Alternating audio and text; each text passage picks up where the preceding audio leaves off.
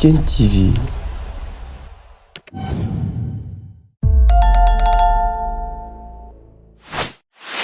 Donc vous devez être au cœur de la transformation. léegi nag xalaat yi yëpp ma wax yéen a ma ko gën a xam man li ma leen di juger mooy seen résultat nee naa leen du ma fi ñëw kenn dàquma kenn xataluma kenn bougéwuma kenn yéen a ma gën a xam li ngeen def bis bu ngeen demee nag ba ma leen war a leen a wax li ngeen di def di ngeen fi jóge parce que loolu mooy li ma bëgg aligné wuñ li ma lay njëkk a sas xam nga des fois gars yi suñu la joxee ay rapport 200 pages mooy li ñuy wax leeru seen bopp 200 pages ku ma ko jox mooy li ngay wax leeru seen li nga ma bëgg a wax soo ma ko tënkalee ci ñaari page dinaa ko mën a lire monsieur le ministre dina ko mën a lire dinañ la mooy recommandation yu soxla jàppal ne daal li ñu bëgg a def mooy dans les 525 communes rurales on va organiser les paysans en coopérative agricole communale yow nga war na leen a wax éduquer leen lu tax coopérative boobu war a jóg intérêt bi ci nekk nga war maa formel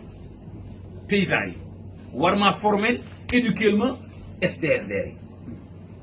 en tenant compte des objectifs de production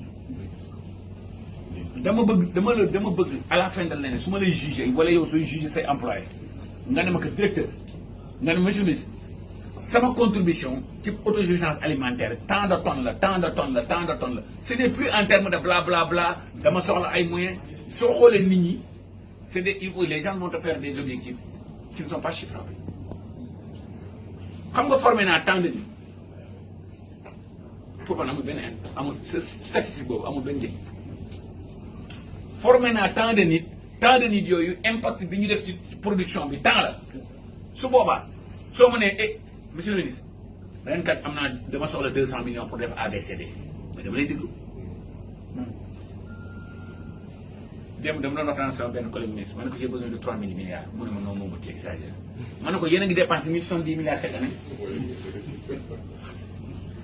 man leen yéen a ngi dépensé 1070 milliards chaque année donc daal li may tënkee wax bi mooy formation bi ma bëgg le plan de stratégie plan de formation bi ma bëgg ngeen indil ma bëgguma ngeen chiffrer ko en termes de temps de personnes la formée je veux que vous me donnez des objectifs tangibles de production spéculation par spéculation léegi nag en fonction de ça découle ta stratégie de formation li may eggalee waxtaan bi mooy seen heure de travail ak seen respect heure de travail li ngeen di dundalee seen i njaboot dafa war a lew te lew bi dafay commencer 1 franc bu la gouvernement du Sénégal fay nga mérité ko soo waree xëy si 8 heures et quart mais affaire bi dafa tardé dama doon liggéeyee boo xam ne nii 200 kilomètres la nekk fu muy liggéey 8 heures damay fekk sama bureau parce que Allemagne 8 heures la ñuy ñëw seen bureau te 200 kilomètres laa yoroon train laa doon jël donc respect aux 2 heures de travail productivité parce que mën nga ñëw 8 heures toog fii di émaillé toog fii di naan café toog fii di téléphone ba di doon jël nga wàcc dafay taw du ma ñëw sama doom bopp day métti du ma ñëw non attends y a tous ces donc daal li ma leen di wax mooy on est là comme une famille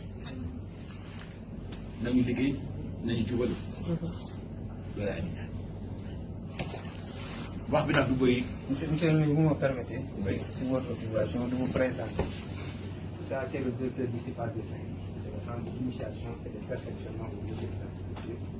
C'est un centre de formation. L'autre, c'est le directeur du CPM de Bolo. C'est le centre de perfectionnement maraîcher qui fait 164 hectares. Ok, léegi dawuma la. Nombre d'hectares 164 hectares. Alors, regardez les CIPA. Vous savez, ce pays-là a fait tellement de belles choses, mais tellement mal exécuté. Keroog on faisait benn petit exercice les 40 CIPA là ma ne leen ngeen soxla kii ne lii mais en seulement jouant sur des leviers qui sont 100% à notre contrôle on réduit les importations de maïs de 15%. Et on n'a même pas creusé. Tu es d'accord avec moi, monsieur? Sans dépenser d'argent. Et sans dépenser d'argent. Donc, yéen si paay j'aimerais bien yéen ñaar suuf yow yaa nekk fan Mboro yow. Mais ce sont des centres de c'est pas dont vous parlez, c'est des organisations de producteurs. Et nous, c'est des centres de formation des jeunes en formation initiale, des ouvriers qualifiés, des techniciens. léegi nañ am benn réunion et ça cette réunion là le plus rapidement possible ñun ñëpp ma wax leen li ma xalaat li ñu xalaat les SIPA là les fermes ANIDA les DAC les fermes villageoises les fermes familiales. Diène TV